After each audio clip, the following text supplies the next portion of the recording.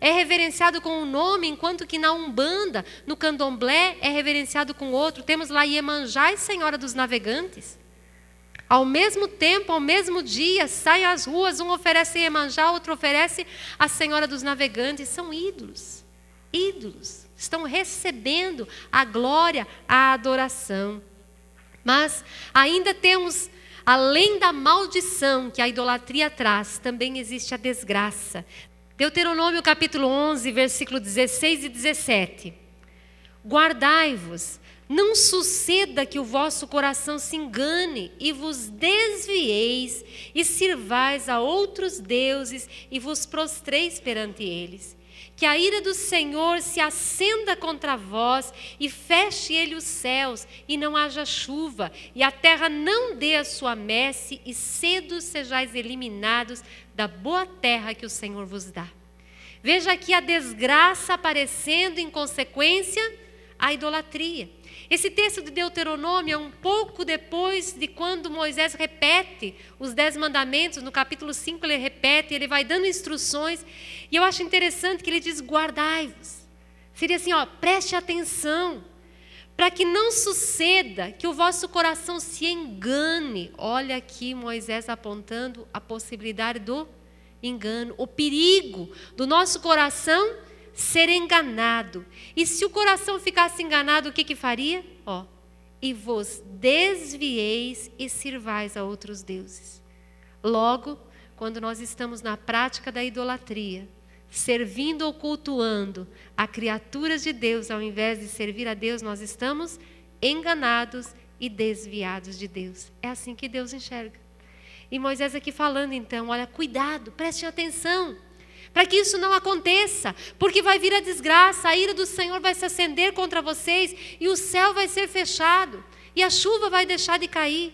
Nós vemos tantas situações difíceis no nosso país, muitas vezes a seca tremenda, e se você prestar atenção, veja, eu sei que a Bíblia diz que o sol nasce para todos, para os bons e para os maus, mas nós percebemos que a fome mesmo, a seca mesmo, aquela pobreza, aquela miséria, acontece muito mais em regiões onde Deus não é reverenciado, onde existe muita idolatria. Nós vemos países pagãos que ainda não conhecem a tal da janela 10:40, que ainda são os povos menos evangelizados, e nós vemos lá a fome pegando firme. A Etiópia, aqueles outros países. Por quê? Porque lá o nome do Senhor ainda é muito pouco difundido. E eles vivem em práticas de idolatria. Mas não precisa ir muito longe. Vemos no nosso próprio país essa desgraça acontecendo. Jeremias capítulo 50, versículo 38 diz: a espada virá sobre as suas águas, e estas secarão, porque a terra é de imagens de escultura, e os seus moradores enlouquecem por estas coisas terríveis. Olha o que Deus fala. Veja, leia na sua própria Bíblia. Jeremias capítulo 5, versículo 38. Veja o que Deus diz de imagens, diz coisas terríveis, coisas abomináveis. E o povo anda louco atrás dessas coisas, de fato. São muitos cortejos, multidões que vão atrás dessas coisas. E basta alguém que foi uma pessoa boa, acontecer de alguém dizer que pediu um milagre e aconteceu, e já começam a prestar culto e a orar para essa pessoa que morreu. Nós sabemos, já estudamos, não vamos nem repetir aqui. No terceiro estudo, se você tiver dúvida, ouça novamente para você ver que o inimigo tem interesse de conceder muitos milagres. Ele tem poder para isso. O seu poder é limitado. O poder de Deus é ilimitado. Deus tem todo o poder, mas Satanás tem um poder limitado. Ele tem interesse de conceder às vezes curas, certos milagres, para quê? As pessoas permaneçam neste engano. Quantas vezes eu, com o coração partido, já ouvi pessoas até amadas minhas dizendo: meu santo é forte. Quando eu preciso de alguma coisa, olha, meu santo me concede tudo. Eu falo, olha, pode até conceder, mas ele está enganado. E no final, para onde vai? Se não está obedecendo a palavra de Deus, você não está conhecendo a Deus. Uma outra coisa que a idolatria faz, e talvez uma das piores coisas, vimos aqui a maldição, a desgraça, a cegueira espiritual.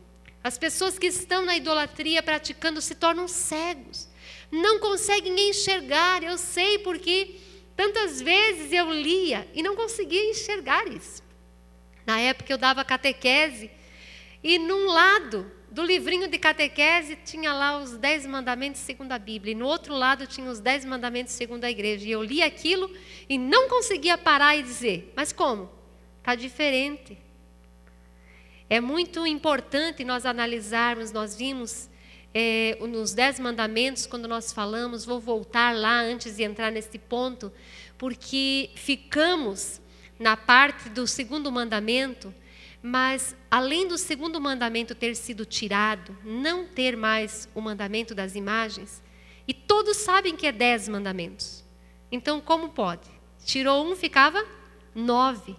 Mas se você olhar, no versículo 17 diz, não cobiçarás a casa do teu próximo, não cobiçarás a mulher do teu próximo, nem o boi do teu próximo, nem o servo do teu próximo. Logo, o mandamento é não cobiçar. Mas quando eles tiraram o segundo mandamento, o 10º mandamento foi dividido em 2. Tanto que o 9º mandamento é não desejar a mulher do próximo, e o 10º, não cobiçar as coisas alheias. E a mulher do próximo não é uma coisa alheia? É o mesmo pecado, o pecado da cobiça. Então foi tirado um mandamento e foi dividido o 10º para que continuasse 10. E ainda foi mudado o 4º mandamento, que é onde a Bíblia diz para lembrar de santificar o sábado, que Deus colocou como memorial desde a criação, e foi modificado para guardar domingos e festas de guarda. Veremos um pouquinho disso no 8º estudo desta série. Mas para você analisar, no livro do Apocalipse, o último livro da Bíblia, só para mencionar, lá diz que se alguém tirar alguma parte do que está escrito neste livro, Deus tirará a sua parte da árvore da vida. E se alguém acrescentar alguma coisa, Deus acrescentará as pragas descritas no livro. Logo, ninguém tem autoridade para mexer na Bíblia, nem para tirar e nem para colocar, nem para acrescentar. Principalmente os 10 mandamentos que foram dados, já escritos pelo próprio Deus. Então vamos como é sério este assunto.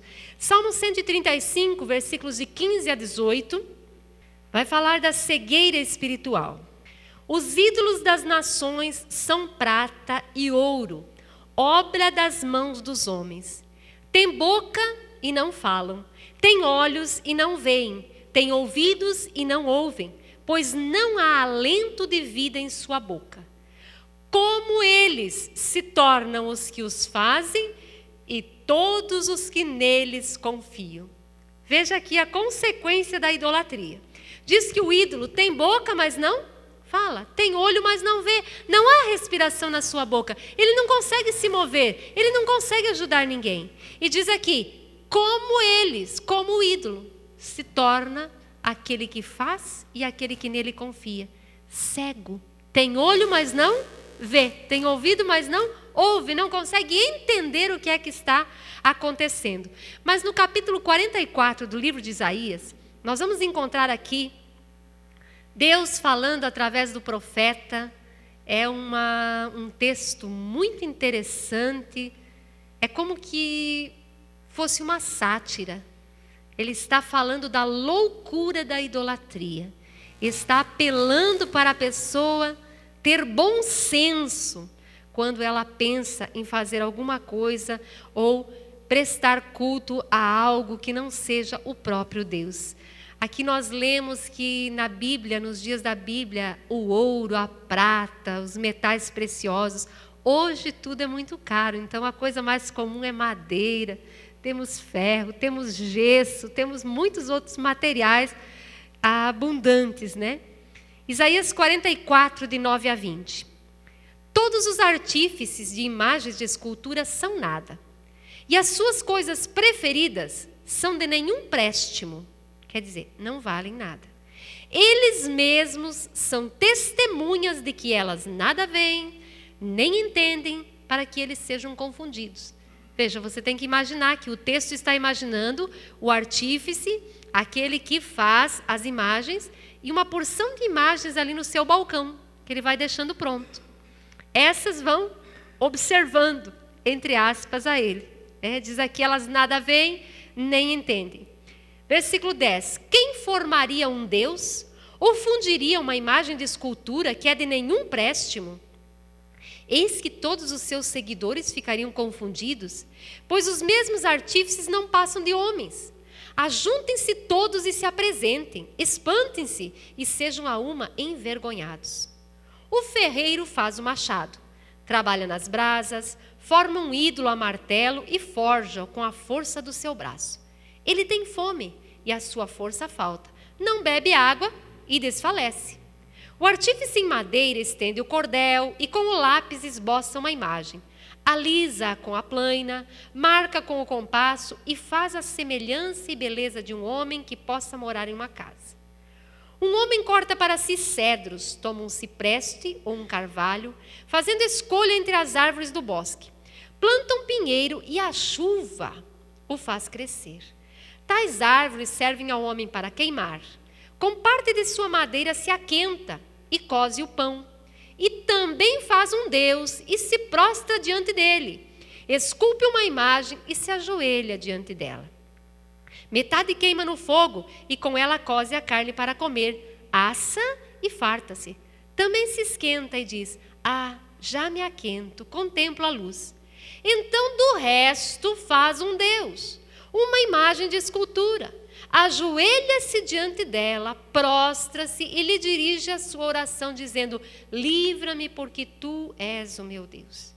Nada sabem, nem entendem, porque se lhe grudaram os olhos para que não vejam, e o seu coração já não pode entender. Nenhum deles cai em si, já não há conhecimento nem compreensão para dizer, metade queimei e cozi pão sobre as suas brasas, assei sobre elas carne e comi, e faria eu do resto uma abominação?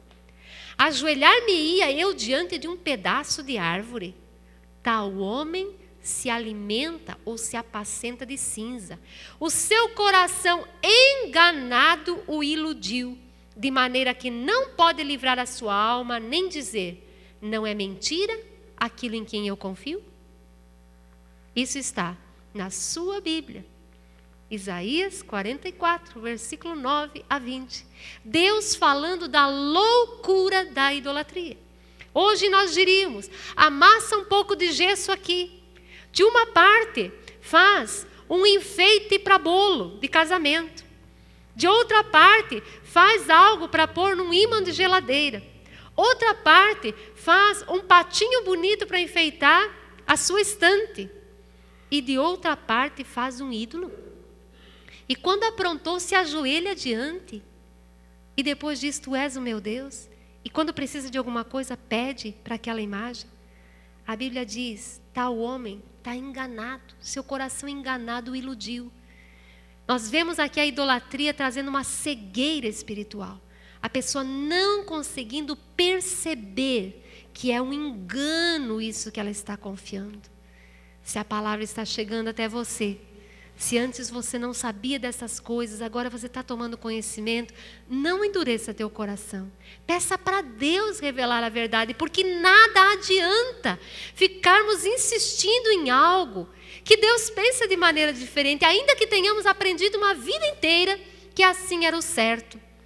Quando nós vamos descobrir que isso não é verdade, o que adianta continuar seguindo? Aliás, a consequência se permanecermos nisso, e nós vamos ver daqui a pouco. Isaías 45, versículo 20, vai dizer, congregai-vos e vinde, chegai-vos todos juntos, vós que escapastes das nações. Nada sabem os que conduzem em procissão as suas imagens de escultura, feitas de madeira, e fazem súplicas a um Deus que não pode salvar.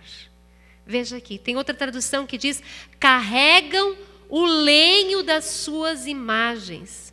Carregam, essa tradução é mais clara, diz carregam em procissão as suas imagens. Aqui está dizendo nada sabe quem faz isso.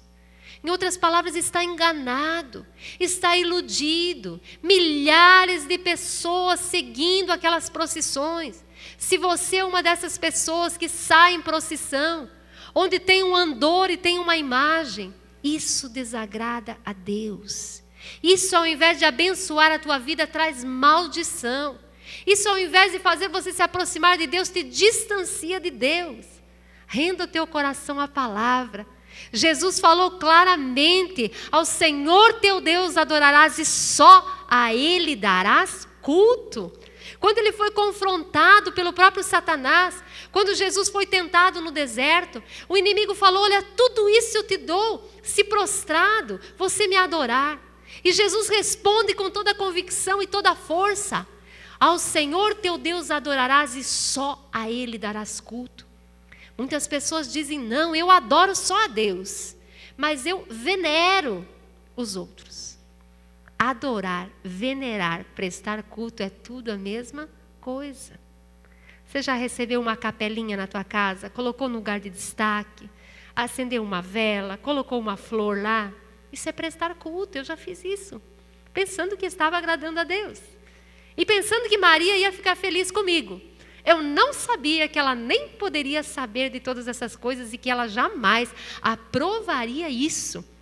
Maria sempre se rendeu a querer agradar a Deus. E hoje ela continuaria com o mesmo pensamento, tenho certeza. Já seguiu em procissão? Eu já fiz isso tantas vezes. Mas a palavra de Deus vai chegando até nós e nós temos tempo e temos oportunidade de nos voltarmos para Ele. É isso que diz aqui: congregai-vos e vinde, voltai para mim, o Senhor diz. Isaías 42, versículo 8, Deus vai falar sobre a confusão de servir a Ele e servir a outros, pedir a Ele e pedir a outros. Muitas vezes encontramos pessoas passando por dificuldades, e nós dizemos: olha, vamos orar por você. E a pessoa diz: olha, a oração é bem-vinda de todo lugar. Será? A oração é bem-vinda se ela for feita a Deus em nome de Jesus Cristo. Se nós pedirmos a qualquer outro, não é Deus quem vai responder. Esse texto vai dizer isso. Olha, eu sou o Senhor. Este é o meu nome. A minha glória não darei a outros, nem a minha honra as imagens de escultura. Muitas vezes Deus opera um milagre e a pessoa atribui que quem fez o milagre foi o Santo Expedito, ou foi senhora tal, ou foi aquele outro santo tal. Deus diz: não reparto a minha glória, eu não cedo a minha honra às imagens de escultura. Desagrada profundamente a Deus estas coisas. Mas o que devemos fazer então? Vamos ver algumas citações do Novo Testamento. Até agora estivemos analisando, ainda que lemos algumas do Novo Testamento, vimos muitos. Fundamentamos o assunto da idolatria até nos mandamentos que estão lá no Antigo Testamento. Quando Jesus veio, Jesus reforçou: nenhuma autoridade para tirar, a Bíblia não nos concede essa autoridade para tirar nada. Mas vamos ver alguns textos do Novo Testamento. 1 Coríntios, capítulo 6, versículos de 9 a 11. Nós vamos encontrar aqui várias listas que a Bíblia menciona que as pessoas que praticam estas coisas não herdarão o reino dos céus. E é interessante que em todas as listas do Novo Testamento, em uma muda alguma coisa, na outra acentua outra coisa, mas em todas a idolatria está presente, como sendo um pecado, como sendo uma afronta a Deus e algo que vai até impedir a pessoa de entrar no reino de Deus. Ou não sabeis que os injustos não herdarão o reino de Deus? Não vos enganeis, nem impuros, nem idólatras, nem adúlteros, nem efeminados, nem sodomitas, nem ladrões, nem avarentos, nem bêbados, nem maldizentes, nem roubadores herdarão o reino de Deus. Viu a lista aqui? Na mesma escala que o adultério, que o efeminado, que o bêbado, que o ladrão, aqui está o idólatra, aquele que pratica a idolatria, porque fere a Deus, fere o mandamento do Senhor. E aqui diz, não entrarão no reino de Deus. O texto continua no versículo 11, dizendo, tais fostes alguns de vós. Eu creio, eu fui uma idólatra. Não sei o que você tem sido, ou tenha sido na sua vida. Tais fostes alguns de vós, mas vós vos lavastes, mas fostes santificados, mas fostes justificados com o nome do Senhor Jesus Cristo e no Espírito do nosso Deus. Agradecemos muito a Deus por causa disso. Porque quando nos chega a verdade da palavra, nós podemos escolher renunciar a estas coisas. Deus fala num outro texto que, não levando em conta os tempos da ignorância, Deus agora convida a todos que em toda parte se arrependam dos seus pecados.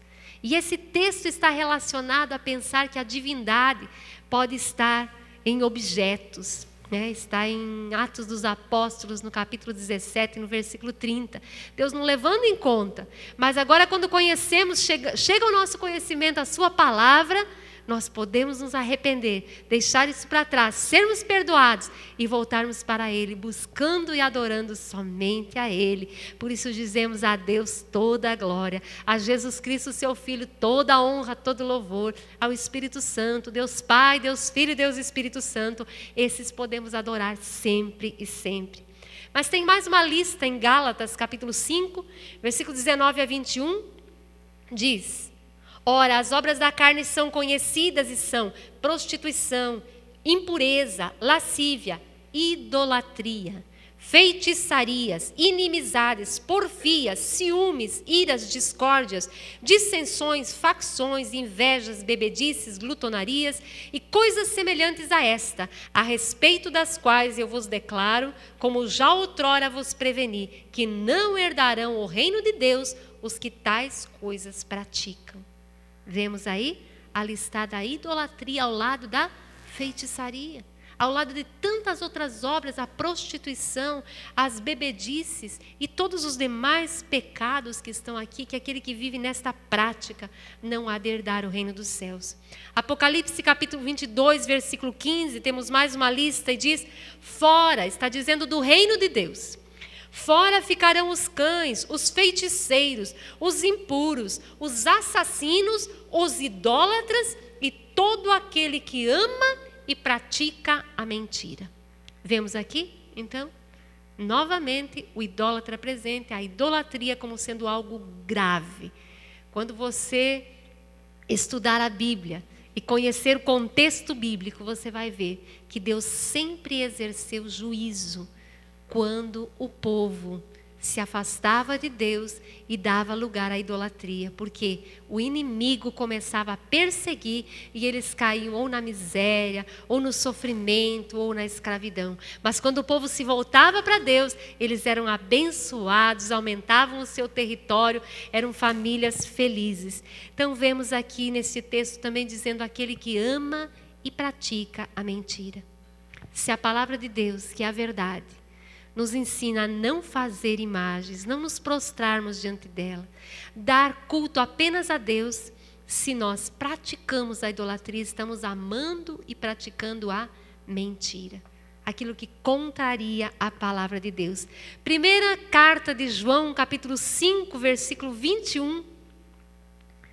João aqui está se despedindo, é interessante, ele já acabou a sua carta, é semelhante a alguém quando vai viajar e deixa as ordens e diz, olha, faça isso, faça aquilo, faça aquele outro. E quando está saindo realmente, volta e diz, não esquece aquilo. Geralmente nós voltamos a salientar aquilo que é mais importante. Olha, não esqueça isso. Aqui essa carta é semelhante. João já tinha terminado o seu assunto, mas o último versículo da carta, ele termina dizendo, filhinhos, guardai-vos dos ídolos. Novo Testamento. Novo Testamento. Guardai-vos dos ídolos. A natureza do homem de querer fazer coisas para enxergar, para tocar, ter imagens para poder adorar a Deus enxergando alguma coisa que lembre. Mas não é assim que Deus nos ensina. Jesus disse que os verdadeiros adoradores devem adorar a Deus em espírito e em verdade. Deus é espírito e importa que aqueles que o adorem em espírito e em verdade. Não precisamos estar olhando com esses olhos físicos, porque não vemos Deus com esses olhos, mas Deus é espírito e quer ser adorado no nosso espírito e com todo o nosso ser. Diante de tudo isso, o que fazer? A Bíblia dá um conselho sobre o que fazer com as idolatrias. Digamos que você tenha muitas imagens na sua casa, que até hoje você não sabia disso. Digamos que você tenha no seu comércio, você tomou conhecimento da palavra, que se isso desagrada a Deus, agrada ao inimigo. Isso rouba a tua bênção, isso dá lugar a uma maldição ali.